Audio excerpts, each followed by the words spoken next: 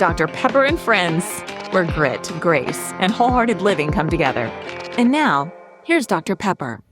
Hey, and welcome into Dr. Pepper and Friends, and we are in the third episode of a series on affairs and adultery, and today it's a little longer than normal, so I'm not going to spend a lot of time in the intro today because we're going to have Will Chenault with us, and we're going to talk about the hard work that has to be done, especially from the betrayer today. So this is a lot of really good information, so I hope you'll stay tuned for it. Also, just know that Will and I both do intensives, and often with adultery, the 3-day intensives are super helpful, and sometimes being able to do the 8-week Rediscover Us is also helpful.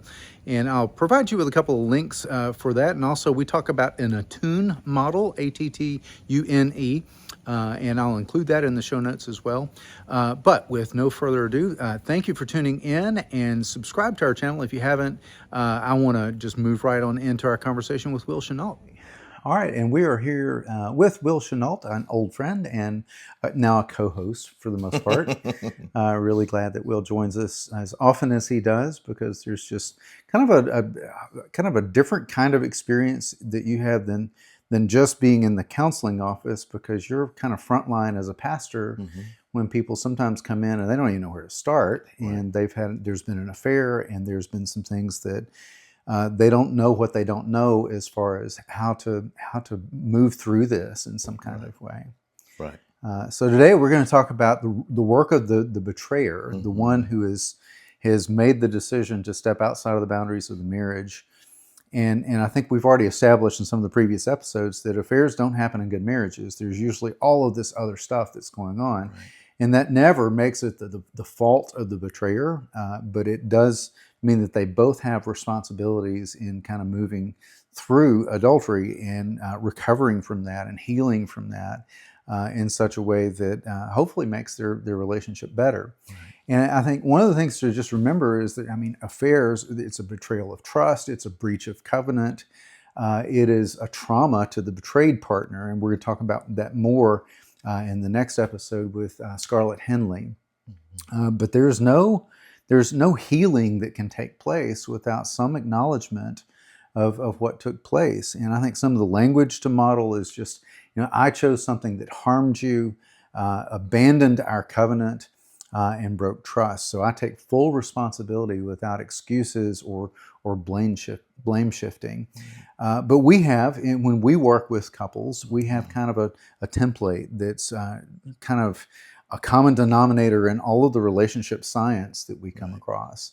That is just something to expect when someone begins to do that work. Can you talk a little bit about that? Yeah. When I'm working with couples, Pepper, I tell couples that it's kind of like a broken bone. When you break a bone and the bone is set in the right way, that bone will heal back stronger than it was before. And so there is the end goal of an affair. If the process is engaged in the right way, then that can grow to be even better than it was. That marriage can be restored and even to a place of more depth than before. But the process has to be done in the right way. So as we work with couples, it really revolves around 3 stages. The first is the atonement stage. Yeah. And that is that the one who has committed the betrayal has to be at a place of taking ownership, understanding the deep psychological impact of an affair. Yes, there's the physical act of the affair, but I see just the psychological, the messaging that gets stuck in the head of the one who was betrayed against, of what was wrong with me. Yeah. Was I not adequate enough? And the one who has been betrayed will have good days where maybe it's not so present, and then they will have really bad days where all of the emotion hits them full steam ahead. And so that first phase is the atonement phase, is taking ownership, is in a sense entering into the pain of their spouse. It is doing that in a non-defensive way. It is being willing to say, This is part of the process. I am taking ownership of Yeah. this. Yeah. I am broken over this. I am grieving over this. Yeah, and sometimes and this is a mistake that I see a lot of people who were the betrayers. I see them make is they come in and they say, "Well, I told you everything that I did. Right. I've taken responsibility for Right. what I did. Yes. Why are we not past this?" Right. Exactly. Right? So there's a big difference between taking responsibility for the act and taking responsibility for the impact. Oh, absolutely. Yeah. Yeah. And that's part of the atonement phase is realizing everything's out in the open. Yeah. There are no hidden secrets. So there is a discovery type phase of, because I'll tell couples this, you think about the damage of you're doing good work of rebuilding. And then 6 months later, it's kind of like, oh, by the way, Yeah. I didn't give you all the information. Yeah. You cannot get through that. And Yeah. so the first phase is the hardest phase of that atonement phase. It's just absolutely coming clean. There are no hidden secrets. It's bringing light to every part of what has taken place. The second is the attunement phase, and that is being willing to heal together with each other, moving towards one another. The betrayer is willing to stay present with their partner's pain, walk towards it, not walk away, be patient. You know, I use this term. It's kind of like you've got to drink the cup, in that sense of you've got to be willing to sit in that with your spouse. And that's really, really hard because the tendency is to say, gosh, it's been 6 months. Right. Why aren't you still over this? Yeah. And so I often will ask the one who has committed the betrayal, I'll say, put yourself in your spouse's shoes. Right. And oftentimes they'll say, oh man, if that were the case, I don't even know if I'd even be here. Exactly. So that attunement phase is so important. It's being willing to honor, non-defensively, enter in the pain, be patient with the process, ask the questions of how can I help you? I understand this. I'm with you in this. I'm not necessarily, all the information. If you've gone through the first phase, I'm just being with you in this. And then that third phase is the attachment phase. And that's the most positive, is being able to say, how do we create new habits?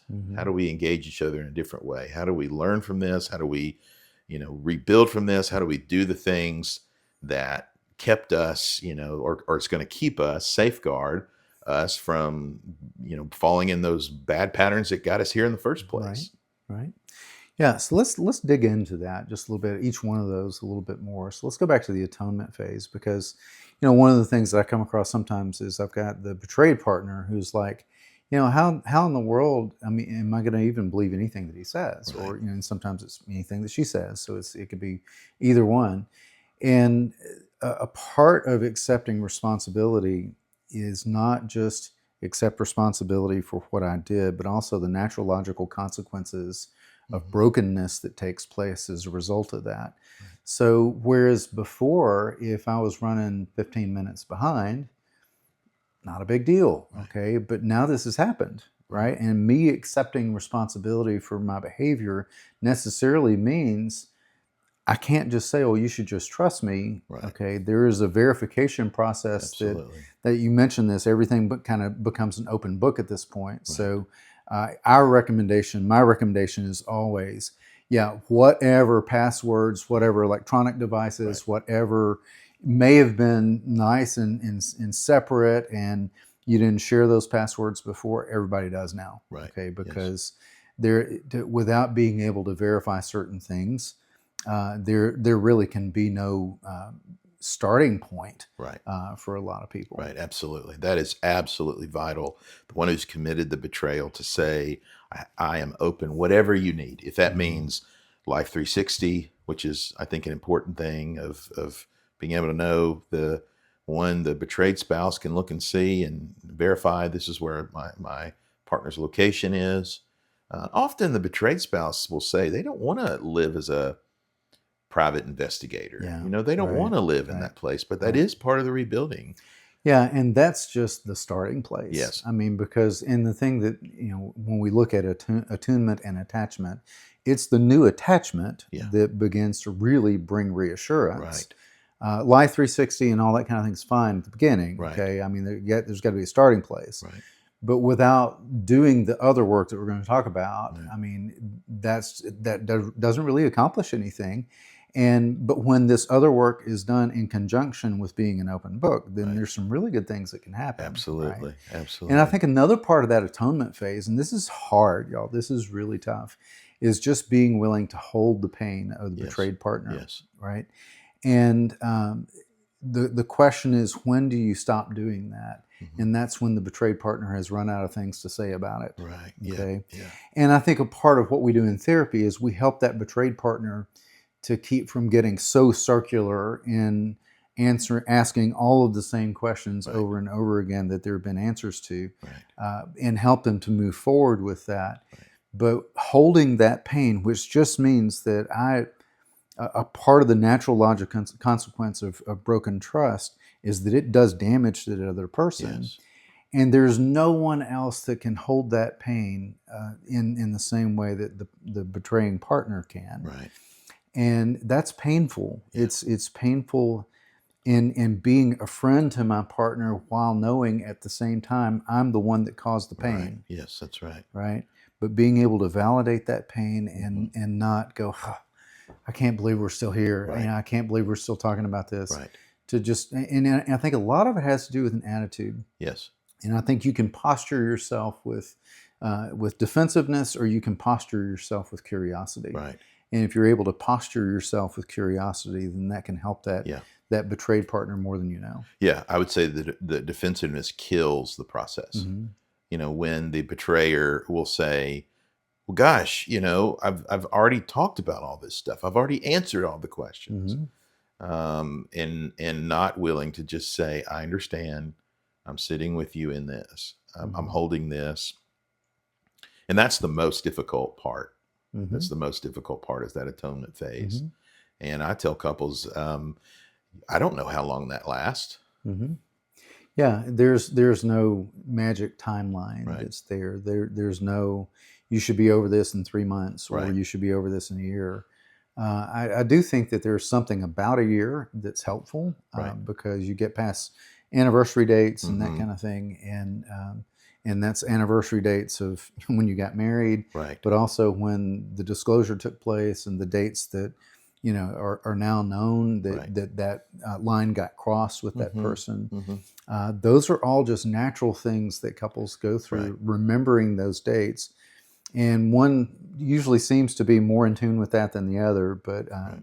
but to be able to recognize, hey, this is kind of an important date that we've just crossed. Right. I know what was taking place this time last year, Mhm. and I'm so grateful that's not happening this Right. year. Right. Yes, absolutely. So there's lots with the atonement part, and the bottom line is there's nothing that can be done that's going to make up Right. for the breach of trust that's taken place. Right. Yes.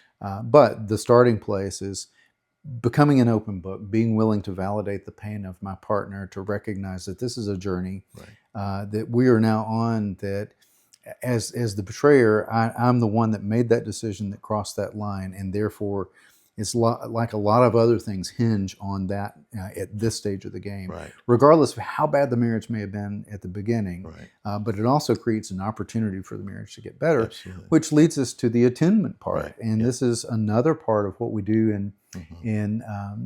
in therapy. So maybe talk a little bit about what attunement is. Yeah, I think about just the acrostic of attunement, being aware of partner's emotion, turning towards them, being tolerant of where they are. Yeah. So the first ATT, the U is understanding, N non-defensive responses, and E is empathy. And so within all of that is just I'm sitting with you in this. I'm moving towards you rather than turning away. I'm allowing you, I think the statement that you made, I'm a container for all the intensity of the emotion that you're experiencing, and I'm not going to turn away from that. Yeah. And I do think that requires a certain level of emotional maturity to do that, but I think when couples can do that, that's a very positive thing, Mm-hmm. particularly the one who's committed the betrayal, because there is that human tendency to say, I feel bad, I feel shame, I feel terrible, I know I've messed up, so let's not talk about this. Mm-hmm. And that's the worst thing that can happen. Yeah, and that prolongs the inevitable. Right. It makes everything last longer, Mhm. and there's nothing that will happen that will satisfy the betrayed person Mhm. at that point if there's an unwillingness to Right. talk about it. Right. And I get it. I mean, nobody wants to feel like they're being accused all over again Right. and raked over the coals all over again, and that's Right. not what this is. Right. This is kind of a combination of emotional responsiveness Right. to your partner's pain, plus curiosity, plus care. Right. And when those three ingredients can happen, Yes. I mean, validating emotions, curiosity, being curious about what Right. it's like for that person, and really caring, Yeah. that's like oxygen for Yeah. this person who's feeling like they're not able to Right. breathe anymore for Absolutely. that betrayed partner. Yeah. And that's the work that only the betraying partner can Right. do. Yes. I mean, the betrayed partner can come to therapy and have a sounding board and have friends and a support system. Right. But as much as we may all try to do Right. that for the betrayed partner, Right. it's like that. There's all that there's a point that gets given for every time somebody does that. Right. But it's like all these bonus points that happens when it's the Yeah. betrayed partner that's the one that's offering that to them. Yeah. And there is that idea of, yes, there is forgiveness, and yes, there's grace, and yes, there's mercy, but that doesn't erase the impact. That Mhm. doesn't erase the emotional damage, Mhm. the woundedness that takes place. Mhm. And so, really, the betrayed partner being the balm that heals the wound, of being able to just be present non-defensively with their partner in that is so vital and so important. Mhm. One of the things that we get to kind of later in the process, and this is kind of the beginning of new attachment in some Mhm. ways, but it's offering an apology. Yeah. And that one is dangerous when it's offered too quickly. Right. Right. Yes. What have you seen happen when you've seen somebody come in after the second visit, Right. and they're kind of like, Yeah. "Hey, he apologized or she apologized, and we're good now. Yeah. I think we're going to make it." Yeah. What concerns Yeah, does I that use the draw for you? category of kind of the biblical categories of godly sorrow versus worldly Mhm. sorrow. Yeah. The worldly sorrow is, I don't like the tension that exists between Mhm. us. Mhm. I want relief from Yeah. that. And so that's a very shallow, give me relief because I don't like living in the awkwardness. That's a worldly sorrow. Mhm. The godly sorrow is just, I am absolutely devastated by my action. I am Mhm. broken.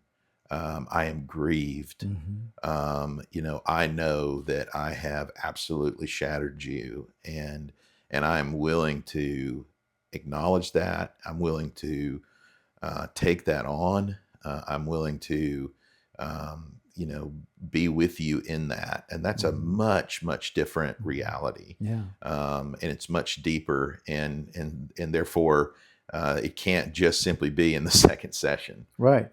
And when somebody gets there in the Uh-huh. way that you've just described, there will be actionable change, Yes. right? Yes. But when somebody just throws words out Right. and it's just words, Yeah. then don't be surprised when there's no change in the Right. behavior Yeah, that's right. that goes along Yes, with that's that. absolutely right. Yeah. Gary Chapman, our love language guy, Uh-huh. everybody knows Gary Chapman for the love languages.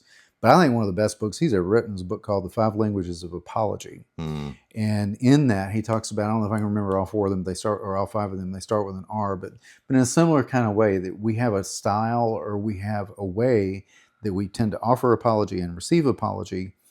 And we need to know how that works for our partner. And if I would add anything to Gary Chapman, as if should add anything to Gary Chapman, I think the more egregious the offense, the more all five are needed. uh-huh. Okay, because he talks about things like expressing remorse and offering some type of restitution.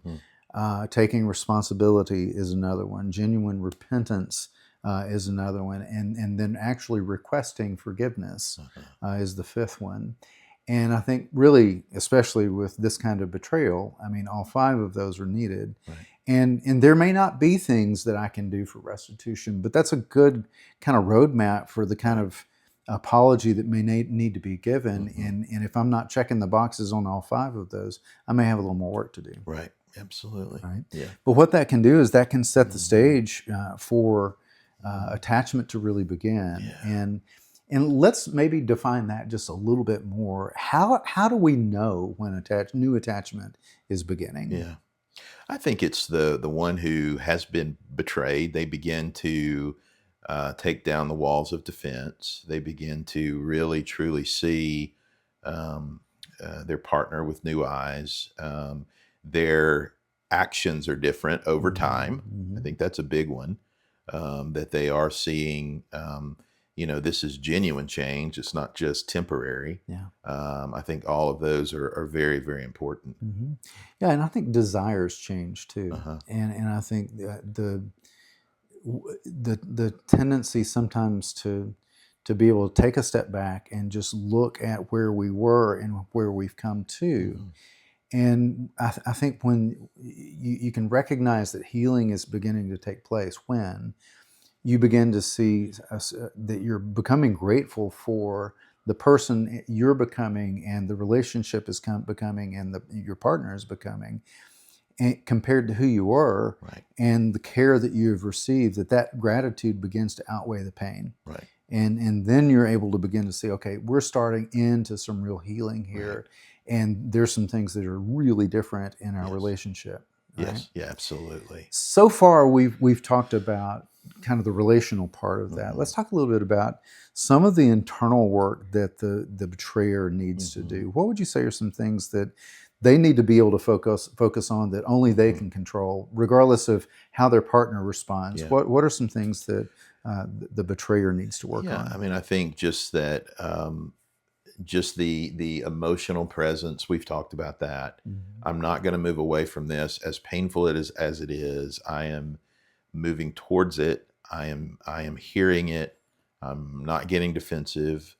I am understanding it. I think that's Mhm. hugely vital. Which means they have to connect to their own heart, Right. Yeah, right? They've got to absolutely. be aware of some of the feelings they're having themselves in order for them to see the pain of their Right. partner. Yeah. Vulnerability Hmm. also is really important. That vulnerability of, when you've seen the partner, the being able to express uh, remorse in a deep, genuine, sincere way. Vulnerability of actually saying, I know, if the shoe were on the other foot, I absolutely am deeply sympathetic with the damage that I've done to my spouse, and I think Hmm. that's a good sign Hmm. that you see that they are taking ownership and the vulnerability of that, and there's also an accountability. Hmm. They are opening themselves up to other people.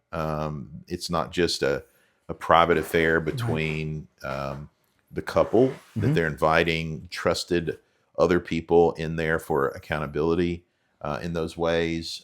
Yeah, and I would insert real quickly. I mean, kind of the whole idea of a circle of trust. Okay, Right. when you and your partner are entering into this journey of healing, it's important for you to identify and agree on who's going to be in that circle of trust just outside of the two of you, Mhm. and you agree on who that is and the nature of what's shared, so there are no Right. surprises. Yes.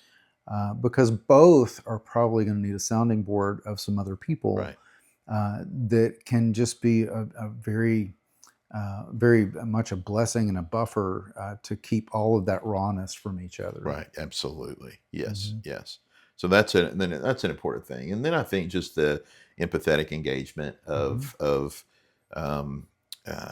I'm with you. Hmm. I'm sitting in this. We're healing together through this. Like you said, I think it's a posture. It's an attitude. It's a heart Hmm. expression. It's one of continued contrition. It's an openness, genuine sorrow over what's taken place, and a Hmm. willingness to do whatever it takes to resolve the marriage. Yeah, and I think for the betrayer, especially, it has to, and this is a challenge to be able to express remorse and even experience shame Right. without spilling over into self-pity Right. and then becoming the problem that I'm so ashamed and I'm so consumed with my guilt Right. that now the betrayer has the responsibility of pouring energy into me just to Right. kind of keep me from falling Right. over. Yeah. Yeah. Right? I think there's a good, healthy shame that's Mm-hmm. important. That you should feel bad that you have betrayed your spouse, Mm-hmm. and you should feel the weight of that. Yeah. Toxic shame moves you to a place of I'll never, ever, ever get over this. Mm-hmm. I will forever be marred by this Yeah. situation, and that's not redemptive or healthy. Right. Yeah. And in many ways, it's running from it. Right. Yes. It's running from it. Yes. And I think moving toward the pain in a way that we have a willingness to feel it, to talk about it, to validate it, and to move on from it is Right. the way that we get through it. It's kind of Yes. like the beer commercial. Yeah. It's we learned this out at Way Forward actually in the canyons and the mountains in southern Colorado. But cows, move when a storm's coming. They run from the storm, which makes the storm last longer. Right? Yeah. Buffalo or bison run into the storm, and by doing so, the storm doesn't last as long, and they're able to get out on the other side That's of it. good. That's really good. So I think it's a Coors commercial, actually. Yeah. So we need a product drop there, I guess. I don't know, right? So, but the idea is that we are an emotional container that's safe, Yeah. while at the same time owning the real reality that we're the ones that cause the pain, that the emotion needs to be contained in. Right. And Right. that's a challenge. Right. So what about some things that are like killers? I mean, some things that are just, the things that can stall healing, the things that can derail the whole process. What are Right. some things that we see that come up there? Well, I think the first is just the defensiveness. That is a huge killer. Mhm. That a defensiveness it's somehow flipping it back on your partner. Well, you weren't available sexually. Right. Right.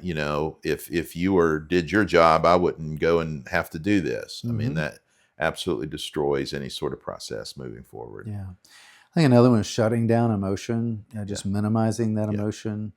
And I see this often, and it's not just guys, but guys can be outside of this kind of situation. When we hear our wife have an emotion, our first thought is, "Oh, we got to get rid of that. Yeah. This couldn't be good. Yeah. We got to get rid of that." Right. And so we're running from it. And what we are often guilty of, I can be guilty of this, is we want to fix it. Right. Okay. And our heart is good. We don't want our partner to hurt. Right. So that's a good thing. But I'm just like, well, if you just do this, this, this, and this, Right. problem solved. And I'm kind of proud of myself. But what I'm actually saying is, stop talking to me. Right. I don't want to hear your pain. Yes. I'm not comfortable with that. Yes. So I'd rather us move to solutions instead of just hear what's going on and be able to say that's legitimate. That's something that, of course, you feel Right. that. Yeah. Who wouldn't feel that? So we can do that, or we can try to talk them out of their pain, or any number of things. And good Lord, don't. So the bright side is, Right. right? Yes. There's no bright side. Right. No, Okay. The emotion is just what it is. And a lot of emotion is neutral. It's not even bad or good. Right. And sometimes for the betrayer, the moment they hear an emotion come out, they think, "Oh, here we go. I'm going to be raked over the coals again." Right. And that's not what is the essential part of healing that we're describing. Yeah. So what else? What, defensiveness, minimizing, just rushing to forgiveness. and moving on. Yeah, moving on, Yeah. or using maybe even biblical. The idea of, well, a lot of people in the Bible committed sin. It's just that's a part of minimizing, and that's rushing to forgive. Just that's a killer. That's a killer. Yeah, and when adultery happens, when affairs happen, there's a time to restructure the way that you talk to each other. That's essential and that's necessary. Right. But this is not the time to start going tit for tat. This is not the time to start, bringing out every other fight that's been unresolved to try to make some kind of case for this is why I did what I did. Right. Yes. This one stands alone. Yes. Okay. This Yes. one is far and clear, Right. something that has to be dealt with before you can ever go back and talk about some of those rocky places that maybe you were in before that did make for a very difficult marriage. Yeah. But this one has got to be something Right. that's resolved first. Yeah. Yeah, and we think about the blame shifting. I mean, we've talked about that. Well, you didn't do this, therefore, Mm-hmm. I did this, and just the comparison. Well, mine wasn't as bad as whatever. Right.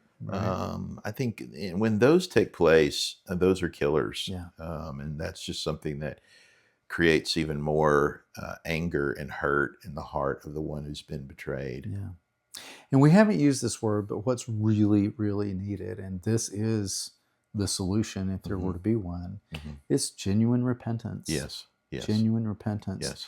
And that is something that has a beginning place, in that I'm able to name what I did and to understand the impact of that, and then turn away from that. Right. Turn away from that behavior, turn away from, and this kind of goes without saying. I think maybe we should have said this at the very beginning. I mean, the relationship partner, that relationship has to be severed. That's Right. the work that only the betrayer can do. Yes.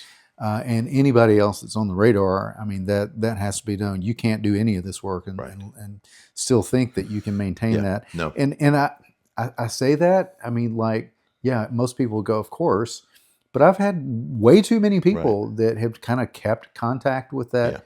But that affair partner, and in some cases, children were conceived, and you've got those kinds of things, and that makes it much more complicated. A whole nother show. Yes. But I mean, whereas within at all possible, severing that tie as much as you possibly can, and sometimes even big decisions have to be made. Right. That's right. In a workplace I was thinking about that kind of setting. Sometimes in the workplace setting, if it happens within the workplace, it may mean you got to go find another job. Yeah. Yeah. So that's not always the case, but if it comes down to it, that needs to be on the table. Yeah, absolutely. Mm-hmm. Yeah, absolutely. So, but repentance is just one of those things that it has a beginning place. It's turning from that behavior, but it's also grieving, and it's being willing to take all of the action necessary to rebuild. Yes. And one of the first episodes on this, I used the tornado example. Okay, that. There's the tornado that comes through and it does all of this damage. But there's a point in time where you come out of the storm cellar and you look at what's left. Yeah. And you begin making decisions about what we're going to build, how we're going to build, and who's going to be the contractor, and all the stuff that goes along with that. But that too is a part of the repentance process. Yeah, it is. It is. And we want couples to ultimately feel hope that as they engage this process in the right way, that something, using the tornado analogy, yes, the tornado may have blown the whole house down, but the foundation's still there, and it can be rebuilt, and it may be more beautiful than it was before. And so I think that's the hope for restoration. And I think couples need to feel that, but don't skip over the difficulty, and don't skip over the fact that this may take a lot longer than what you think. Yeah.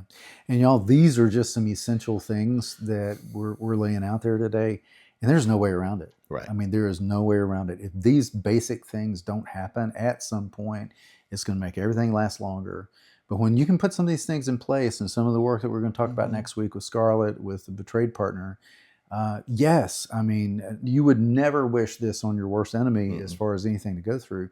But I've had so many couples over time that have just said, we wish that this had never happened, but what it created was an opportunity for us to do some healing over some things that we've needed to heal from for a very long time. Yes. And those are not the couples that you're going to hear speak up in your small group and say, hey, we went through all of this and we healed from it. They just have a quiet joy of knowing that they've been able to heal from it. You heal about the ones that didn't go through the process and maybe didn't make it, or continued to be a problem. But there's a lot of hope for those that are willing to just do the work that it takes to get better. Yeah, absolutely. Okay. Will, thank you so much. Absolutely. And next week we're going to be with Scarlett Henley. We're going to talk about the work that the betrayed partner needs to do.